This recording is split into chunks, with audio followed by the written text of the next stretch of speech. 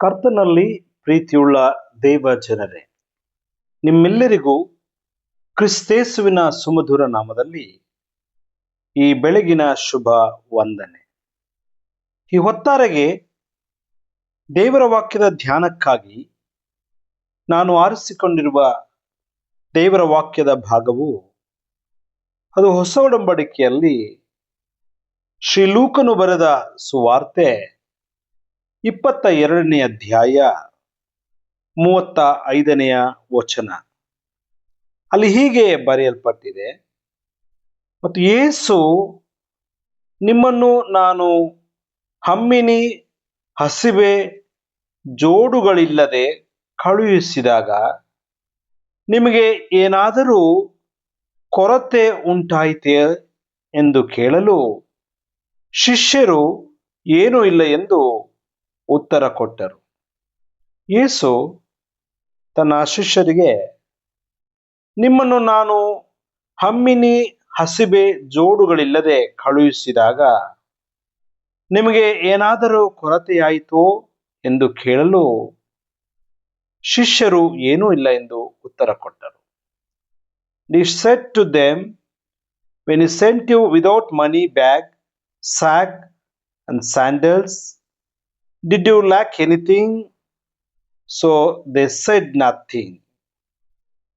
ಈ ವಾಕ್ಯದಲ್ಲಿ ಯೇಸು ಹಿಂದೊಮ್ಮೆ ತನ್ನ ಶಿಷ್ಯರನ್ನ ಸೇವೆಗಾಗಿ ಕಳುಹಿಸುವಾಗ ಹಣ, ಹಮ್ಮಿನಿ,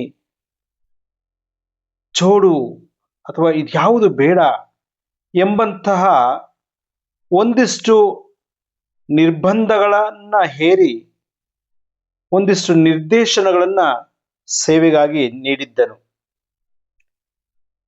ಹಿಂದೆ ಶಿಷ್ಯರಿಗೂ ಯಾವುದೇ ರೀತಿಯಲ್ಲಿ ವಸ್ತುಗಳನ್ನಾಗ್ಲಿ ಹಣವನ್ನಾಗ್ಲಿ ತೆಗೆದುಕೊಂಡು ಹೋಗದೆ ಬರಿಗೈಯಲ್ಲಿ ಹೋದಾಗ ಯಾವುದೇ ಕೊರತೆಗಳು ಅವರಿಗೆ ಉಂಟಾಗಲಿಲ್ಲ. ಆದರೆ ವಾಸ್ತವದಲ್ಲಿ ಮುಂದಿನ ದಿನಗಳಲ್ಲಿ ಆಹಾರ ಸಾಮಗ್ರಿಗಳನ್ನು, ಕತ್ತಿಯನ್ನು ತೆಗೆದುಕೊಳ್ಳಬೇಕಾಗುತ್ತದೆ ಎಂಬ ಸಲಹೆಯನ್ನು ಕೂಡ ಹಿಂದಿನ ಪರಿಚ್ಛೇದದಲ್ಲಿ ಯೇಸು ನೀಡುತ್ತಾನೆ. ಅಂದರೆ ಕೆಲವೊಮ್ಮೆ ಲೋಕವು ಶಿಷ್ಯರನ್ನ ತಿರಸ್ಕರಿಸಿದಾಗ ಆಧ್ಯಾತ್ಮಿಕ ಪೋಷಣೆಗೆ ಬದಲಾವಣೆಯನ್ನು ಯೇಸು ಸೂಚಿಸುತ್ತಾನೆ. ಸೇವೆಯಲ್ಲಿ ಅಗತ್ಯಗಳ ಪೂರೈಕೆಯಲ್ಲಿ ಪ್ರತಿಕೂಲವಾದಂತಹ ವಾತಾವರಣಗಳು ಬರುತ್ತವೆ. ಅಂತಹ ಸಂದರ್ಭದಲ್ಲಿ ಸೇವಕರಾದ ನೀವು, ಶಿಷ್ಯರಾದ ನೀವು ಇತರರನ್ನು ಅವಲಂಬಿಸದೆ ಸೇವಕರು ಬದುಕುಳಿಯಲು ಆಹಾರದ ಅಥವಾ ರಕ್ಷಣೆಗೆ ಯಾವಾಗಲೂ ಸಿದ್ಧತೆಯನ್ನು ಮಾಡಿಕೊಂಡು ಮುಂದಾಲೋಚನೆಯಿಂದ ಜೀವಿಸಬೇಕು ಎಂಬ ಅರ್ಥವನ್ನು ಕೂಡ ಈ ವಾಕ್ಯದಲ್ಲಿ ಅಡಗಿದೆ. ಅಂದ್ರೆ ಯೇಸು ಶಿಷ್ಯರ ಸೇವೆಯಲ್ಲಿ ಮುಂಬರುವ ದಿನಗಳಲ್ಲಿ ತಮ್ಮ ಪೋಷಣೆಗೆ ಯಾವಾಗಲೂ ಸಿದ್ಧತೆಯಿಂದ ಕೂಡಿರಬೇಕು ಎಂಬ ಪಾಠವನ್ನು ಕೂಡ ಕಲಿಸುತ್ತಾನೆ. ಹಿಂದಿನ ಸೇವಾ ಅಥವಾ ಮಿಷನ್ ಟ್ರಾವೆಲ್ನಲ್ಲಿ ದೇವರ ಮೇಲೆ ಅವಲಂಬಿತರಾಗಿದ್ದರು. ಶಿಷ್ಯರಿಗೆ ಎಲ್ಲೆಡೆ ಆತಿಥ್ಯವನ್ನ ನೀಡಿದರು. ಯಾವುದೇ ಕೊರತೆಗಳು ಉಂಟಾಗಲಿಲ್ಲ. ಪ್ರತಿ ಸೇವೆಯಲ್ಲಿ ಕೆಲವೊಮ್ಮೆ ಪ್ರತಿಕೂಲಗಳು ಕೂಡ ಒದಗಿ ಬರುತ್ತದೆ.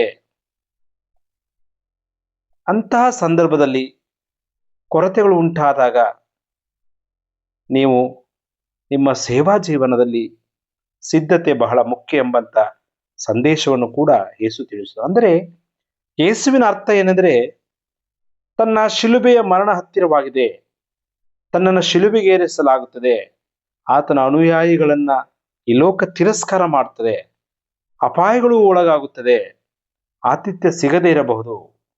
ಹಾಗಾಗಿ ಎಚ್ಚರಿಕೆಯಿಂದ ಸೇವೆಯನ್ನು ಮಾಡಬೇಕು ಎಂಬಂತ ಸಂದೇಶವನ್ನು ಇಲ್ಲಿ ತಿಳಿಸುತ್ತಾನೆ. ಪ್ರೀತಿಯ ಸಹೋದರ ಸಹೋದರಿಯೇ, ದೇವರ ಸ್ವರವನ್ನು ಕೇಳುವಂತ ನಮಗೆ ಇಂದು ಕೂಡ ದೇವರ ಮಾತೇನೆಂದರೆ, ನಮ್ಮ ನಂಬಿಕೆಯಿಂದ ಮುಂದೆ ಸಾಗೋಣ. ಅಂದಿನ ದಿನದಲ್ಲಿ ಶಿಷ್ಯರ ಅಗತ್ಯತೆಗಳನ್ನ ಪೂರೈಸಿದ ದೇವರು ನಮ್ಮೆಲ್ಲರ ಅಗತ್ಯತೆಗಳನ್ನ ಕ್ರಿಸ್ತನು ಪೂರೈಸುತ್ತಾನೆ. ಆಮೇನ್. ಪ್ರಾರ್ಥನೆ ಮಾಡೋಣ. ಕೃಪಾಳು ದೇವರೇ, ನಿನ್ನ ವಾಕ್ಯ ಸಂದೇಶಕ್ಕಾಗಿ ನಾವು ಸ್ತೋತ್ರ ಮಾಡುತ್ತೇವೆ. ದೇವ, ಇವತ್ತಾರಿಲಿ ನಮ್ಮನ್ನೇ ನಿನಗೆ ಸಮರ್ಪಿಸುತ್ತೇವೆ.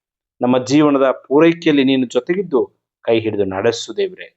ಕೊರತೆಗಳು ಉಂಟಾಗುವಾಗ, ಸಮಸ್ಯೆಗಳು ಬರುವಾಗ ದೇವರೇ, ನಮಗೆ ಆಹಾರದ ಸಮಸ್ಯೆ ಬರದಂತೆ ಕಾಲಕಾಲಕ್ಕೆ ಆಹಾರವನ್ನು, ಬಟ್ಟೆಯನ್ನು ಕೊಡುವ ದೇವರು ನೀನು ಸ್ವಾಮಿ.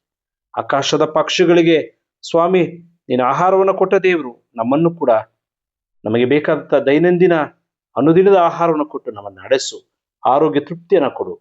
ಯೇಸು ಸ್ವಾಮಿ ಪ್ರಾರ್ಥಿಸ್ತೇವೆ ನಮ್ಮ ದೇವರೇ. ಆಮೇನ್.